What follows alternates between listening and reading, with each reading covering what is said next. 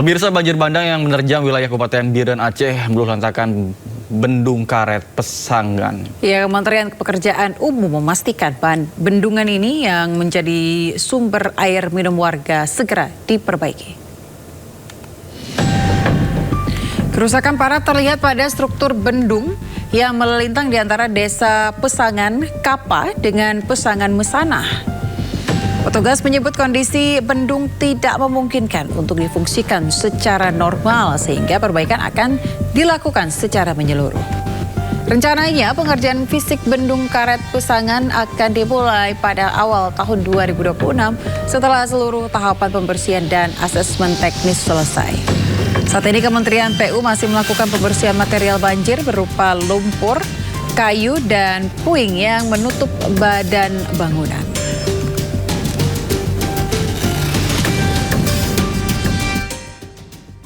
Akibat bencana alam ini juga Bendung Karet Pesangan mengalami kerusakan dan bisa katakan rusak berat, dan saat ini kami masih proses tanggap darurat dengan melakukan pembersihan sampah-sampah, baik itu sampah-sampah berupa kayu-kayu ataupun kayu-kayu gelondongan yang akan kami bersihkan di Krum Pesangan.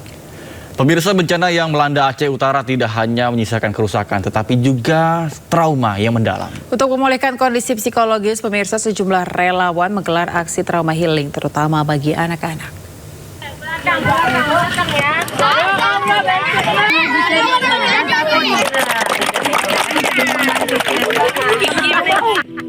Trauma healing diikuti puluhan anak-anak korban bencana sejak sebulan terakhir hidup dalam ketakutan akibat banjir besar dan longsor yang merusak rumah serta lingkungan mereka. Melalui berbagai permainan edukatif seperti bernyanyi, menggambar, hingga dongeng interaktif, para relawan berupaya mengembalikan keceriaan anak-anak.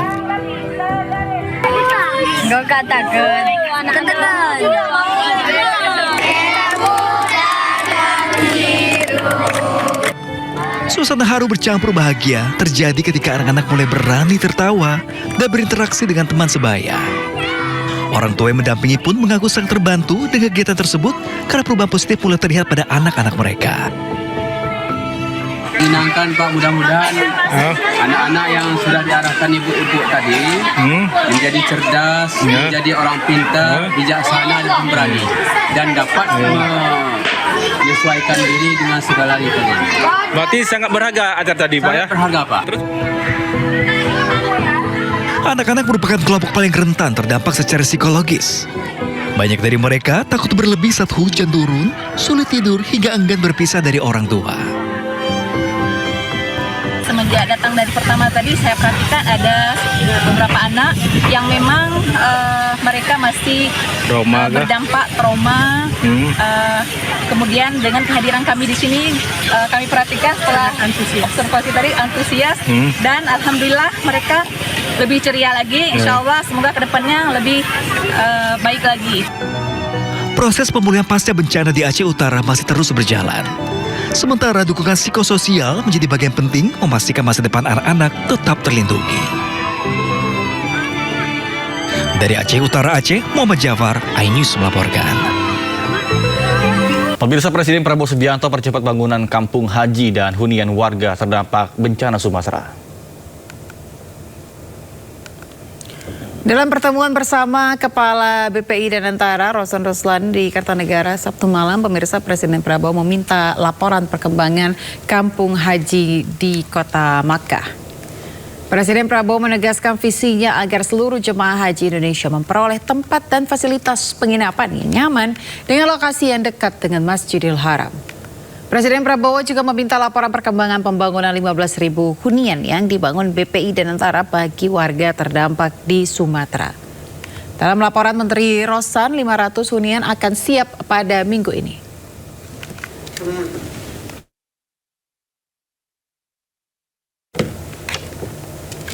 Pemirsa, Jakarta Light Festival memberi warna berbeda di tengah gemerlap lampu jalanan di kawasan Bundaran HI. Ya, meskipun Jakarta Light Festival kental dengan suasana Natal, tetapi kerlap-kerlip lampu di sana tidak hanya menarik minat umat Kristiani, tetapi juga umat Muslim. Di hari terakhir ini, wisatawan semakin ramai. Mereka datang dari dalam kota dan juga luar kota, ingin melihat instalasi lampu-lampu yang panjang sembari mengisi waktu luang saat libur sekolah. Bahkan para wisatawan kagum dengan instalasi cahaya yang dipasang di sekitaran kawasan Bundaran HI seperti berada di luar negeri. Instalasi cahaya ini dipasang di sekeliling kawasan Bundaran HI termasuk di anjungan halte Bundaran HI. Gemerlap lampu dan instalasi cahaya ini dirancang untuk menciptakan suasana hangat bernuansa Natal sekaligus menghadirkan pengalaman visual masyarakat yang melintas maupun sengaja datang menikmati suasana malam Jakarta.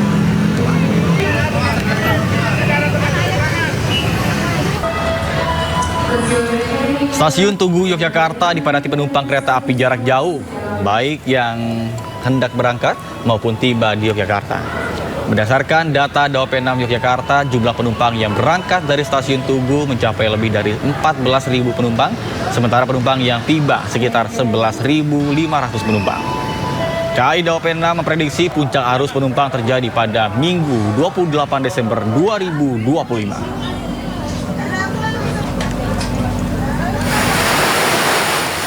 Sementara itu pemirsa, hujan lebat melanda pelabuhan Ciwandan, Cilegon, Banten.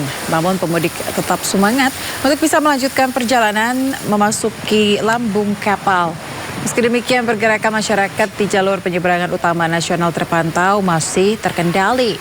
Berdasarkan data Posko Angkutan Natal dan Tahun Baru 2025-2026, per Jumat lalu, data Posko Merak yang mencakup Pelabuhan Merak, Ciwandan, dan BBJ Bojonegara mencatat 123 trip kapal beroperasi selama 24 jam dan total penumpang yang menyeberang dari Jawa ke Sumatera mencapai 33.910 orang.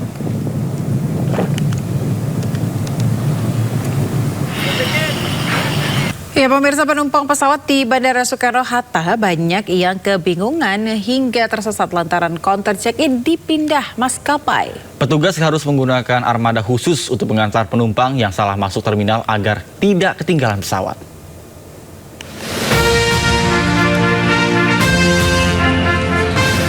Di musim libur kali ini, banyak penumpang di Bandara Soekarno-Hatta yang tersesat karena sejumlah maskapai penerbangan pindah tempat keberangkatan. Seperti maskapai Lion Air yang sebelumnya di Terminal 2E pindah ke Terminal 1B. Begitu juga dengan maskapai Citylink yang sebelumnya di Terminal 3 pindah ke Terminal 1C.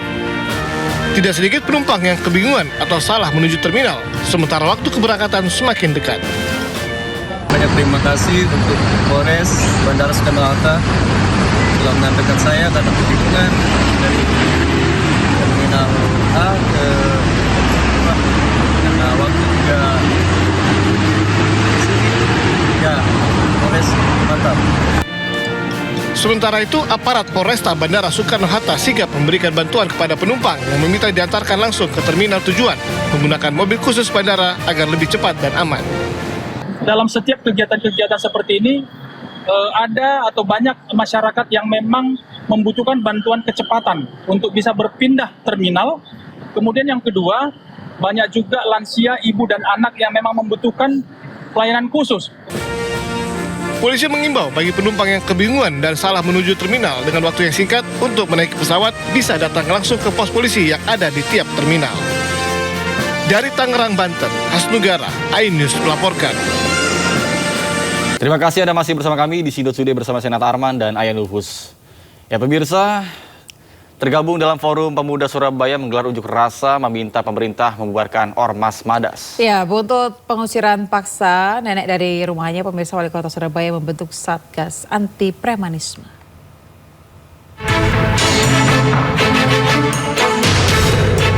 Ratusan orang menggelar unjuk rasa di depan gedung Geraha di Surabaya menuntut pemerintah membubarkan Ormas Madas.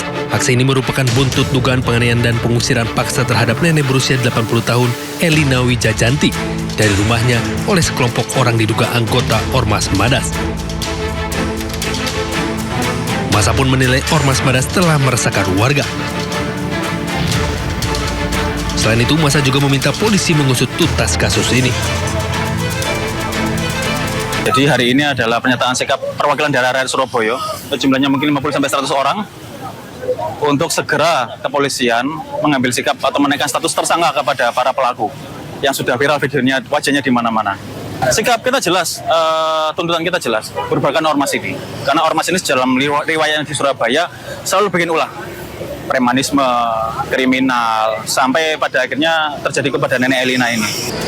Pemerintah Kota Surabaya pun memberikan perhatian khusus terhadap kasus ini. Wali Kota Surabaya Eri Cahyadi mendesak Polda Jawa Timur menindak aksi premanisme. Selain itu, Pemkot Surabaya juga telah membentuk Satgas Anti Preman dengan melibatkan TNI, Polri, serta perwakilan dari suku-suku yang tinggal di wilayah administrasi Kota Surabaya. Kemarin viral terkait nenek ya, yang dilakukan oleh ormas. Itu sudah ditangani oleh Polda. Jadi kejadiannya ini harus tidak boleh berhenti. Sisi hukum harus berjalan. Maka di Surabaya ini akan kita bentuk Satgas Anti Preman. Yang di sana itu ada TNI, ada Polri, dan ada seluruh suku yang ada di kota Surabaya. Sebelumnya pengusiran seorang nenek berusia 80 tahun bernama Elina Wijayanti dari rumahnya oleh sekelompok orang yang diduga anggota Ormas Madas ramai di media sosial. Peristiwa tersebut menjadi perhatian Wakil Wali Kota Surabaya dan meminta polisi mengusut tuntas kasus tersebut. Dari Surabaya, Jawa Timur, Hari Tambayong, Ainis melaporkan. Pemirsa, sejumlah warga mendatangi rumah kos Nenek Elinda yang sempat viral diusir dari rumahnya oleh sekelompok orang. Ya, warga bertemu Nenek Elinda untuk klarifikasi terkait pengusiran rumah tersebut. Datang dengan membawa sejumlah bahan pokok, puluhan orang dari organisasi Madas Sedara menemui Nenek Elina di sebuah rumah kos di kawasan Balonsari, Kecamatan Tandes, Surabaya. Mereka datang untuk klarifikasi bahwa pengusiran nenek tersebut bukan dilakukan anggota Ormas Madas Sedara. Menurut koordinator Madas, yang mengusir Nenek Elinda adalah oknum. Madas juga mengecam pengusiran Nenek Elinda dan menuntut agar oknum yang terlibat ditindak secara hukum. Jadi kita tidak main-main, kita membentuk Ormas Madas ini bukan mau menyakiti orang lain. Kita tujuan itu mau membantu. Jadi kalau kita sudah banyak 1.000 orang, kita sumbangan 10 ribuan, itu kan banyak jadi. Untuk membantu yang membutuhkan bantuan bisa kasih bantuan. Itu tujuannya. Bukan mau jadi proses hukum itu harus benar-benar dipatuhi. Bahwa negara kita negara hukum. Semua ada prosesnya. Dan kita tidak bisa bergerak sendiri-sendiri tanpa ada aturan. Semua itu sudah jelas aturan hukumnya. Ya, pemirsa, sebelumnya viral di media sosial seorang nenek di Surabaya, Jawa Timur diusir sekelompok orang dari rumahnya. Tidak hanya diusir, pemirsa, kelompok yang diduga ormas ini juga membongkar rumah nenek berusia 80 tahun tersebut. Saya sudah dengan baik-baik. Iya. Anaknya tak bawa keluar. Ini rumahnya siapa? Rumahnya siapa? Kan tunjukkan rumahnya siapa? Kan tunjukkan, saya minta surat itu tidak ditunjukkan. Saya sudah menunjukkan. Sekarang kita sudah gak bicara surat. Percuma kita surat. Wong ini saya punya kok gak bicara surat. Ayo ibu keluar. Ayo. Inilah rekaman video saat nenek berusia 80 tahun diusir sekelompok orang dari rumahnya di kawasan Jalan Sambi Kerep, Surabaya. Nenek bernama Elina Wijayanti ini bahkan diseret hingga diangkat paksa keluar rumah. Tidak hanya itu, sejumlah berkas pribadinya juga dirampas oleh sekelompok orang ini. Bahkan rumah Elina dibongkar hingga rata dengan tanah. Akibatnya, Elina melaporkan peristiwa yang dialaminya ke Polda Jawa Timur. Orang banyak yang surat baju merah dan tulisannya Madas Malika. Ada berapa orang? Banyak. Orangnya banyak. Usiran secara paksa. Gini aja, pasal apa aja ya, yang dilaporkan? Ya, jadi sementara ini 170. 170. Ya, jadi pengeroyokan. Setelah viral di media sosial, Wakil Wali Kota Surabaya Armuji mengecam aksi premanisme dari sekelompok orang itu. Armuji meminta masalah lahan ini untuk diselesaikan melalui jalur hukum. Saya nggak melihat benar dan salah, enggak. Melihat kemanusiaannya itu loh. Itu melihat kemanusiaannya. Semua orang melihat seperti itu. Benar. Sampai pendidikan masuk nggak ngerti. Sampan bayari korak iku piro sih, Pak? Nah, saya kira proses hukum ya enak, sah, semuanya legal, smooth dan tidak terjadi keributan. Hingga saat ini, kasus pengusiran dan sengketa tanah tersebut masih ditangani Polda Jawa Timur. Dari Surabaya, Jawa Timur, Ahmad Ilyasan, iNews melaporkan. Bantai Vietnam lewat skor 7-3 dalam laga semifinal Piala AFF Futsal U19 2025. Sementara itu Garuda Muda U16 lolos ke partai final. Pemirsa usai menahan imbang tim tuan rumah Thailand lewat skor 3-3. Dan informasi ini pemirsa sekaligus menutup iNews.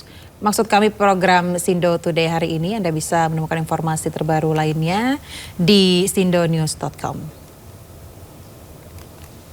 Bisa arahkan bola menuju gawang dari Vietnam. Kali ini Indonesia terdapat. Laga semifinal Piala AFF Futsal U19 2025 mempertemukan tim futsal U19 Indonesia menghadapi Vietnam berlangsung sengit sejak awal. Tim Merah Putih mencetak gol lebih dulu lewat tendangan Dava Erlangga di menit ketiga. Kontribusi yang begitu menggigit Muhammad Dava Erlangga lagi-lagi. Namun 1 menit berselang gol bunuh diri dari Dava justru menyamakan skor. Kiri ada defleksi tadi. Sangat tidak beruntung dan Menit kelima, Haikal Ayasi menggandakan keunggulan Indonesia memanfaatkan kesalahan penjaga gawang Vietnam. Pres berujung peluang dan tidak disia-siakan. Haikal yang mampu untuk bisa mengganggu tadi penjaga. Sulaiman Rizky mengubah skor menjadi 3-1 lewat tendangan kerasnya di menit ke-6. Luar biasa kekuatan mental. Vietnam kembali membalas 1 gol di menit ke-7 lewat gol Phu Dau Hoc. Yang terarah menuju ke sisi sebelah kiri. Menit 12, Garuda Muda memperlebar jarak melalui kerjasama Afik, Dava Erlangga, dan Revan Revian. Itu tenang tadi Revan Revian. Unselfish play-nya membuka pertahanan Vietnam. Dan umpan yang dia... Keunggulan 4-2 untuk Indonesia bertahan di babak pertama. Di babak kedua menit 25, Garuda Muda menambah skor lewat sontekan Revan Revian. Vietnam tampil ofensif menerapkan skema power play, mampu mencetak gol di menit 33 hasil sontekan Phan Quang Hoi mengubah skor menjadi 5-3. Kiper Indonesia Guntur Rohmadoni menambah 2 gol lewat sepakan jarak jauhnya memanfaatkan skema power play. Pertandingan pun berakhir dengan skor 7-3 untuk kemenangan Indonesia. Di final, skuad Merah Putih siap menghadapi pemenang antara laga Thailand menghadapi Malaysia. Bisa 2, Ibang. Membuat chemistry pemain tetap terjaga seperti di laga-laga sebelumnya ya. Jadi memang pelatih juga tidak akan banyak melakukan. Laga sengit semifinal Piala AFF Futsal U16 mempertemukan skuad Garuda Muda menghadapi tim tuan rumah Thailand. Garuda Muda langsung memberikan kejutan dengan unggul lebih dulu di menit ke-4. Memanfaatkan kick in, tembakan kaki kiri Dava Ibnu Ramadan membuat gawang Thailand bergetar pada awal laga. Yang mengarah ke pojok dan berbuah gol bagi Indonesia. Tidak banyak kesempatan yang dimiliki oleh Indonesia, tapi anak-anak muda. Namun Kapten Sunet Tanampop membobol gawang Indonesia di menit ke-7 lewat tendangan kerasnya dari luar kotak penalti.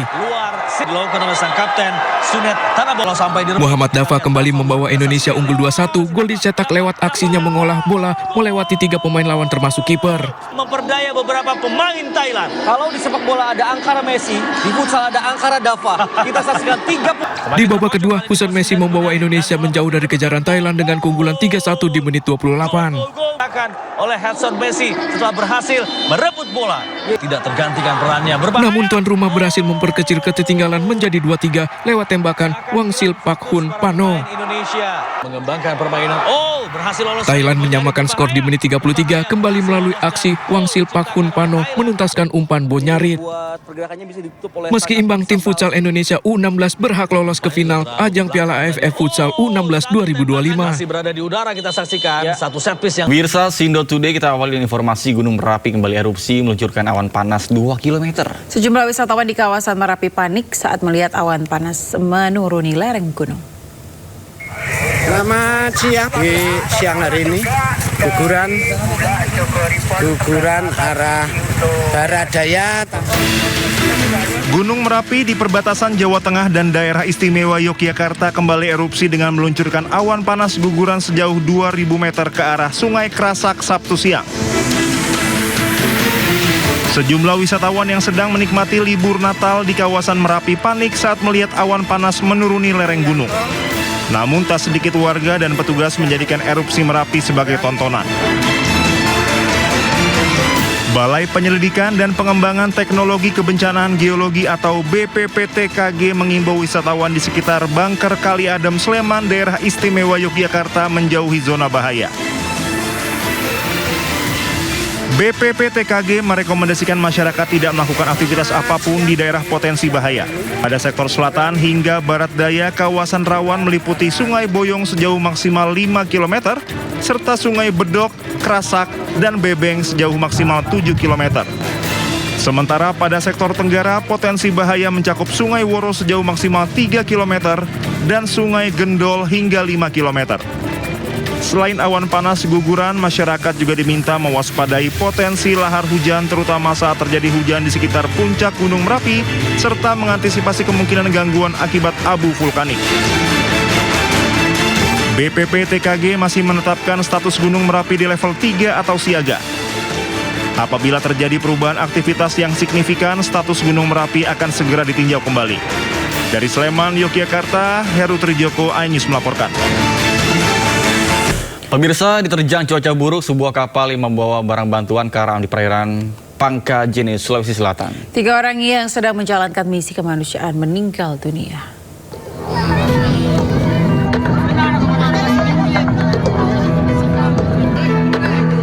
Diterpa cuaca buruk, kapal motor layar KLM Fitrijaya tenggelam di perairan Kabupaten Pangkajene dan Kepulauan Pangkep saat dalam perjalanan membawa bantuan kemanusiaan ke Pulau Saropo. Insiden tragis ini merenggut 3 korban jiwa. Di antara korban meninggal dunia, seorang camat dan 2 tenaga kesehatan yang tengah menjalankan tugas kemanusiaan. Suasana duka pun mengiringi kedatangan para korban sebelum akhirnya dibawa ke rumah duka menggunakan ambulans. Sebelumnya, kecelakaan kapal KLM Fitrijaya terjadi sekitar pukul 10.50 waktu Indonesia Tengah di perairan antara Pulau Podang-Podang dan Pulau Sarapo Lampo, Kabupaten Pangkep. Kapal naas ini membawa 11 orang penumpang dan sejumlah barang untuk bantuan kemanusiaan. Namun di tengah perjalanan, cuaca tiba-tiba berubah ekstrim. Hujan lebat disertai angin kencang membuat kapal hilang kendali hingga akhirnya tenggelam. Menurut BPBD Pangkep, beratnya muatan kapal serta cuaca ekstrim semakin memperburuk situasi. Meski tersedia pelampung di dalam kapal, namun kepanikan membuat sejumlah penumpang tidak memakainya. Penumpang ada 11, kemudian di dalamnya ada material bahan bangunan, sehingga terjadilah musibah itu. Nah, dalam kondisi yang panik itu, tentunya masing-masing menyelamatkan diri. Nah, dalam kejadian ini kemungkinan besar korban ini mengalami kepanikan yang luar biasa sehingga tidak mampu lagi. Seluruh korban saat ini telah dievakuasi ke Pelabuhan Macini Baji, sementara jenazah korban meninggal dunia direncanakan dibawa ke Pangkajene dan Makassar untuk dimakamkan. Dari Kabupaten Pangkep, Sulawesi Selatan, Udin Syahrudin, iNews melaporkan. Pemirsa, kericuhan terjadi saat ratusan warga menggerebek kantor Polsek Parung Panjang di Kabupaten Bogor, Jawa Barat. Warga mengaku geram akibat ulah polisi yang diduga melakukan salah tangkap terhadap 2 santri atas dugaan kasus pencurian kendaraan bermotor.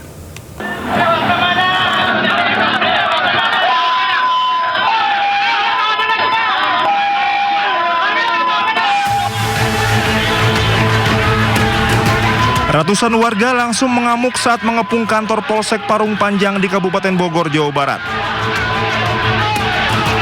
Sejumlah perwira polisi bahkan nyaris diamuk massa usai terlibat adu mulut hingga diwarnai baku hantam.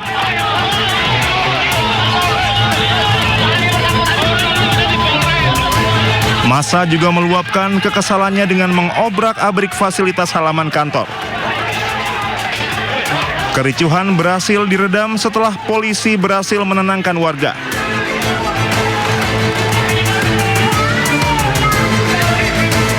Warga mengaku geram akibat ulah polisi yang diduga melakukan salah tangkap terhadap 2 santri atas dugaan kasus pencurian kendaraan bermotor.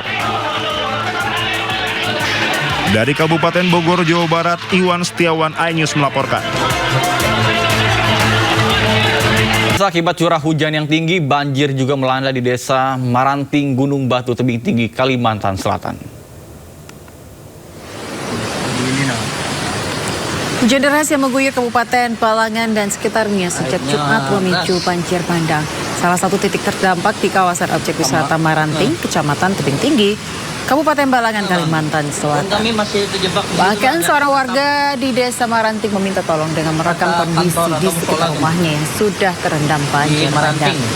Di video yang dikirimkan terlihat air deras mengalir dan merendam perkampungan sejumlah warga, di mana sejumlah warga bertahan di dalam rumah dan berpegangan pada pohon. Dilaporkan sejumlah warga juga menyelamatkan diri dengan bertahan di atap rumah.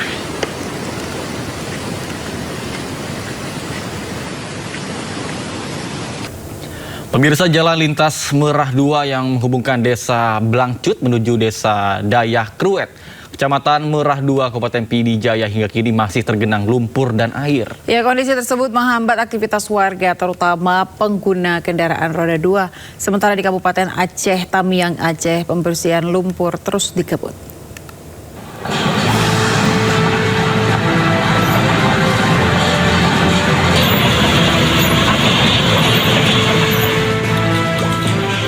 Pasca terjadinya banjir bandang susulan di Pidi Jaya Aceh, jalan lintas Merah 2 tepatnya di Desa Blangcut menuju Desa Dayah Kruet di jalan utama penghubung antar desa ini masih tertutup lumpur. Dengan alat seadanya warga membersihkan rumah secara mandiri. Bahkan sebagian memilih menyewa pekerja harian untuk mempercepat proses pembersihan agar rumah bisa segera ditempati kembali. Warga berharap pemerintah segera membantu pemulihan pasca bencana agar aktivitas kembali normal.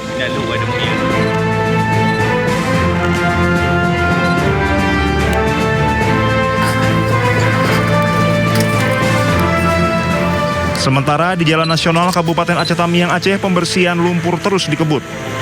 Pembersihan dilakukan agar akses transportasi masyarakat kembali normal.